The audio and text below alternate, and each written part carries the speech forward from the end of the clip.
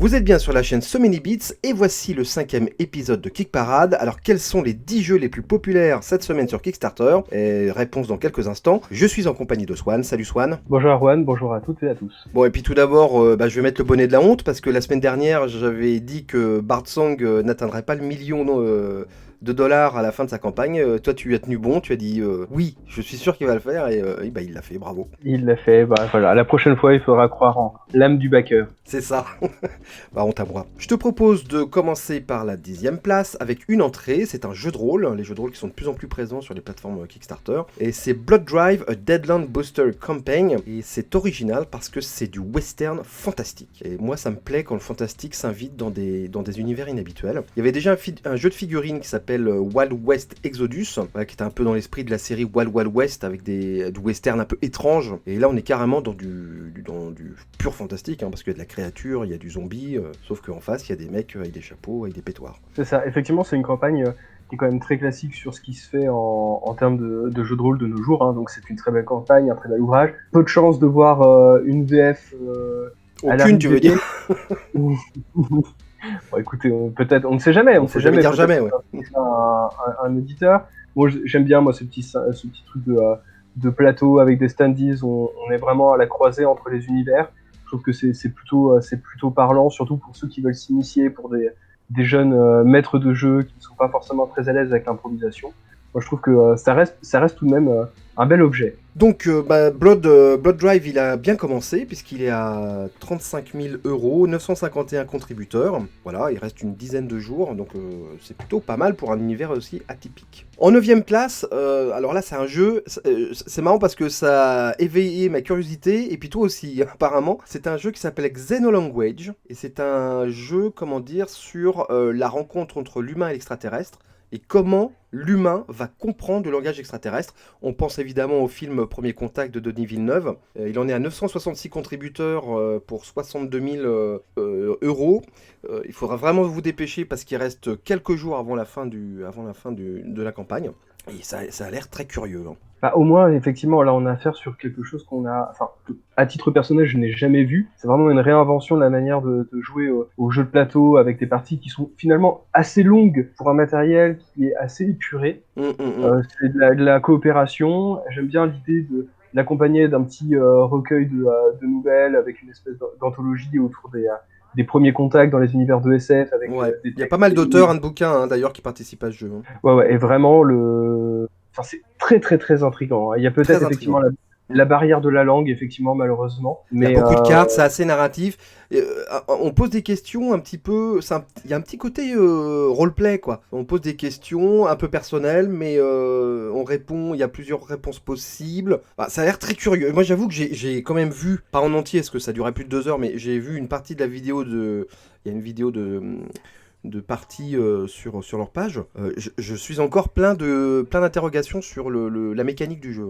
C'est peut-être le petit défaut que je pourrais reprocher à la campagne, c'est qu'effectivement, quand on a un gameplay aussi atypique, j'aurais bien voulu qu'on se focalise de manière peut-être un peu plus précise sur la manière de jouer, avec des vidéos qui sont peut-être un peu plus courtes que 2h30.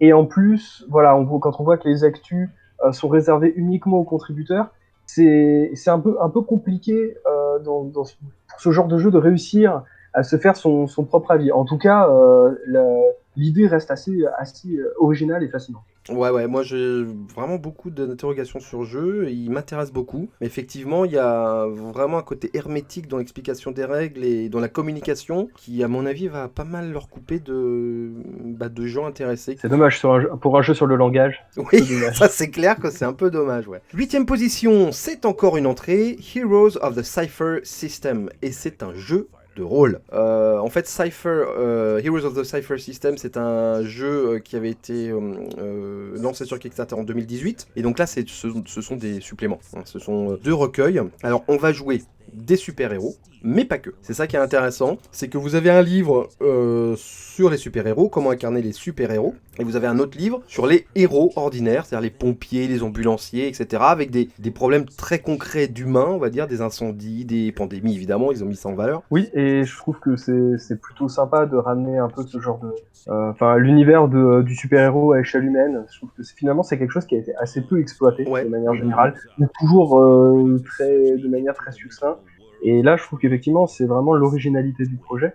Mais bon, force est de constater que non seulement le jeu de rôle a le vent en poupe, mais là, en ce moment, l'univers super-héroïque commence à s'immiscer de plus en plus dans l'univers du jeu de plateau, Ouais. avec plus ou moins de réussite. C'est on va ça, dire. ouais, pour le moins en 2 mots, hein, il y a, depuis une semaine, il y a la campagne Kickstarter du jeu de plateau de The Boys, hein, tiré de la série et du comics, qui est une plantade royale. Je crois qu'ils arrivent à peine à 60 000 $ en plus d'une semaine. Bon, alors c'est une très longue campagne, hein. Je crois que ça dure plus d'un mois, donc ils vont peut-être réussir à grappiller des trucs, mais bon, c'est un peu dommage parce que je crois que c'est un premier projet d'une boîte qui pensait à toucher le gros lot en rachetant la licence de The Boys. Mais bon, c'est vrai que moi le jeu a pas l'air top, hein. Bon, voilà. C'est vrai que le parti pris esthétique, effectivement, on sent que c'est peut-être un poil trop amateur pour accompagner une licence aussi forte. C'est ça, ils ont peut-être pas les épaules. En tout cas, Heroes of the Cypher System, ça marche plutôt pas mal, hein. Il en est à 110 000 €, 1232 contributeurs. Allez, on passe à la 7ème place. Alors là, on est vraiment dans du pur Eurogames, puisque c'est The Transcontinental. Alors vous allez construire le chemin de fer au Canada à la fin du 19e siècle, en 1870, pour rejoindre la côte Est et la côte Ouest. Voilà, et donc c'est du pur jeu à moteur, à placement, avec des locomotives, avec des ressources que vous allez prendre, que vous allez amener, vous allez construire petit à petit la voie ferrée, vous avez des buts sur les cartes, voilà, on est dans du grand classique. Ça n'a pas empêché le jeu d'avoir déjà un prix, hein. Il a eu le Canadian Game Design Award 2019. Donc voilà, donc je suppose que la mécanique du jeu doit être plutôt intéressante. Oui, tout à fait. Bah, effectivement, hein, je veux dire, le jeu... on trouve vraiment tous les... C'est marrant parce qu'il est très classique, comme tu le soulignais, hein, en termes de Eurogame. Après, d'après ce que j'ai pu comprendre, pour l'instant, il n'y a pas de version française qui est prévue, mais finalement assez peu de texte sur les éléments de jeu. Ouais. Et ils ont indiqué qu'ils n'étaient pas contre l'idée de produire des PDF de traduction pour les règles qui pourront être téléchargés après la campagne. Alors ça ouvre une petite parenthèse, parce que les traductions de jeux Kickstarter, attention. Parce que moi là je viens de recevoir un Kickstarter qui s'appelle Exploration. Je reçois la boîte avec les règles en VF, mais alors c'est tellement mal traduit, mais tellement mal écrit, que tu préfères lire en anglais en fait, quoi. Voilà, donc la VF, des fois faut se méfier, hein, parce que souvent ce sont des volontaires, ce sont pas des gens payés, et donc il y a à boire et à manger, quoi. Voilà. On passe à la 6ème position. Alors là, c'est un gros morceau là, enfin pas si gros, mais qui aura voulu être gros peut-être, mais c'est Harry Potter Catch the Snitch, a Wizard Sport Board Game. Alors ça fait un moment qu'il a été lancé, ce Kickstarter, il me semble, ça fait bien 10 jours, hein, mais c'est la première fois qu'il apparaît dans le top 10. Il en est à 200 000 €, 1526 contributeurs. 1526 contributeurs pour un jeu Harry Potter, il y a un problème là, non Oui, mais de manière générale, hein, avec les univers Harry Potter depuis quelques années qui peinent un peu à se renouveler, surtout quand on voit effectivement le prix du pledge de base plus la version étendue, on est quand même sur du 85 € minimum, et quand on voit 200 000 €, c'est pas très conséquent, hein, pour ce type de jeu, surtout accompagné par une telle licence. C'est un tournoi de Quidditch. Exactement. C'est ça. Donc vous avez vos figurines, donc il y a pas mal de figurines, vous avez vos équipes, et vous devez attraper la petite babale avec les ailes, dont j'ai oublié le nom, c'est... Le Fif d'or. Ouais, ok. Et donc vous avez le terrain. Alors c'est marrant parce qu'il y a... Enfin c'est marrant. C'est un jeu, je pense, qui pourrait être compétitif. Parce qu'il y a vraiment l'odeur du jeu compétitif. C'est-à-dire que vous avez une première phase où vous allez... réfléchir à vos mouvements de chaque membre de votre équipe sur les balais. Vous allez avoir des cartes pour faire les manœuvres. Et vous avez la deuxième phase où il y a la balle et où vous déployez toute la stratégie que vous avez fait dans la première phase en fait. Et évidemment, chaque sorcier a des capacités spéciales et donc voilà, il y a toute une stratégie. Vous avez des dés, vous avez la construction de l'équipe en début avec des points. Voilà, et vous avez un certain... Enfin, c'est vraiment comme un X-Wing, tu vois ce que je veux dire? C'est dans ce genre de Oui, jeu un tout à peu fait. compétitif de miniature. Et alors, Oui, oui. dernière chose, parce que on a vu que c'était pas une campagne très sympa. Je sais que le jeu s'est arrêté pendant les élections américaines, en prétextant que le contexte américain faisait que c'était pas vraiment favorable à une campagne Kickstarter, etc. Blablabla. Et en fait, c'est le très bon youtubeur américain The King of Average, qui est très spécialisé en Kickstarter, qui a soulevé le lièvre. Au début de la campagne, les personnages emblématiques du roman, à savoir Harry Potter et les autres, les 3-4 autres, n'étaient pas dans le jeu de base du Pledge. C'était des add-ons que tu devais payer en plus. Il y a eu un tel tollé et le jeu s'est tellement planté la première semaine qu'ils se sont dit on va arrêter tout, on va recommencer et on va inclure les héros dans la boîte, ce qui est quand même, pour un jeu Harry Potter, la moindre des choses, les gars, quoi. Ouais, je suis complètement d'accord. Effectivement, ça aurait peut-être mérité peut-être une pause un peu plus longue avec une véritable réflexion sur comment mener cette campagne. Ils ont voulu effectivement accélérer les choses et j'ai l'impression que finalement ça leur joue un peu des tours parce que finalement un backer est rancunier et il a juste titre hein, parce qu'il aide là-dessus. Et effectivement, une semaine d'intervalle pour mûrir une réflexion, ça me semble un peu court. Cinquième position, on retrouve le jeu d'aquarium japonais Aqua Garden, qui en est à 126 000 euros, 1850 contributeurs. Voilà, ce jeu au design naïf, mais en fait j'ai regardé un peu le gameplay, c'est du vrai jeu de placement, hein. C'est du... Ouais, il faut placer, faut prendre tes poissons, les mettre dans ton aquarium, tu peux pas mélanger n'importe quel poisson, il y a des combinaisons avec des cartes, avec des buts, enfin, c'est un vrai jeu à moteur, quoi. Oui, tout à fait, tout à fait. Et effectivement, la campagne se porte plutôt bien. Elle avance progressivement C'est ça, tranquille. par rapport à la semaine dernière. C'est mérité, c'est mérité. Quatrième position, Movie Game. Alors il a gagné 3 places depuis la semaine dernière. Il en est à 120 000 euros pour 2535 contributeurs. Donc le jeu où on mélange les titres de films, où on mélange les pitchs de films et on doit retrouver l'amalgame, le titre amalgame entre les deux, enfin voilà, des deux pitchs.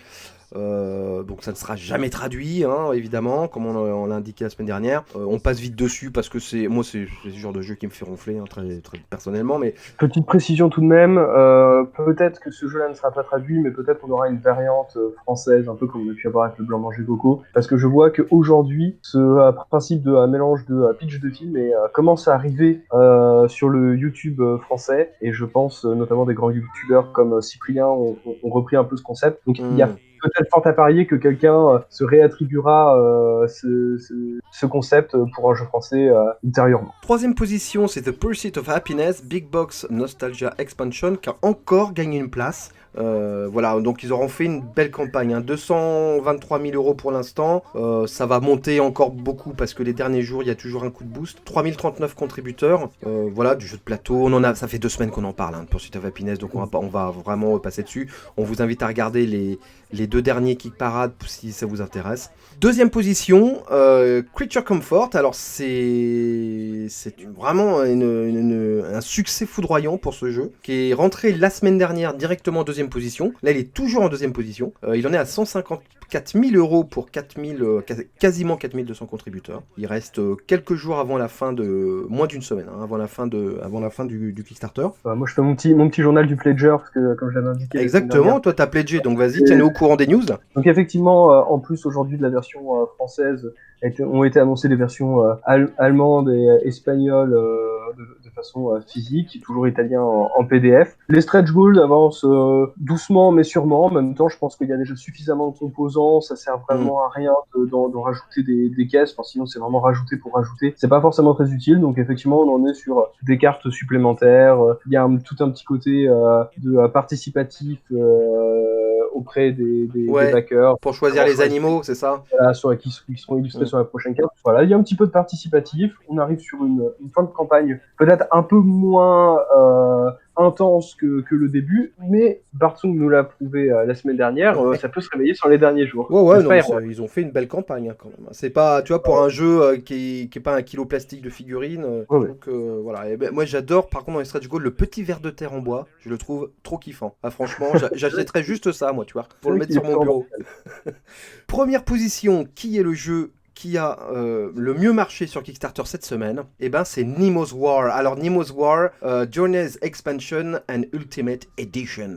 Il faut savoir qu'il nous avait déjà pris de court la semaine dernière. Exactement, Déjà, ouais. il était arrivé le jour de l'enregistrement de l'émission, il avait fait une montée fulgurante, on était sur la page Kickstarter, au moment où on préparait l'émission, on voyait les chiffres grandir, c'était évident que peut-être notre top était presque caduque à la fin de l'enregistrement. Ouais. C'est vraiment incroyable. Il a gagné donc 9 places parce qu'il était juste rentré dans le top 10 la semaine dernière et maintenant il est premier en une semaine, avec 182 000 euros, 4 382 contributeurs. Bah, c'est un très beau succès, hein. Il reste un peu moins d'une semaine, donc finalement, il va pas faire ce que font des locomotives, tu vois, comme sur Kickstarter, comme on a vu Darkest Dungeon au début, qui a fait 3 millions d'euros. Bon, voilà, on en est loin, hein, mais c'est quand même un très beau succès. Et du coup, on n'avait pas eu le temps vraiment de regarder le jeu, parce qu'il est arrivé 5 minutes avant l'enregistrement, il est arrivé dans le top 10. Et donc, j'ai regardé, parce que c'est pas traduit en français, ce qui est quand même assez hallucinant pour un jeu tiré de Jules Verne, je voudrais pas dire, mais enfin bref. Et ça a l'air quand même vachement bien. Donc évidemment, vous incarnez Nemo dans le Nautilus, et vous avez plusieurs options au début, c'est ça qui est intéressant, je trouve. Vous pouvez choisir l'option explorateur ou l'option guerrière, et du coup, le gameplay va un peu changer, les points de victoire vont changer selon ce que vous allez faire, selon vos options, on va dire.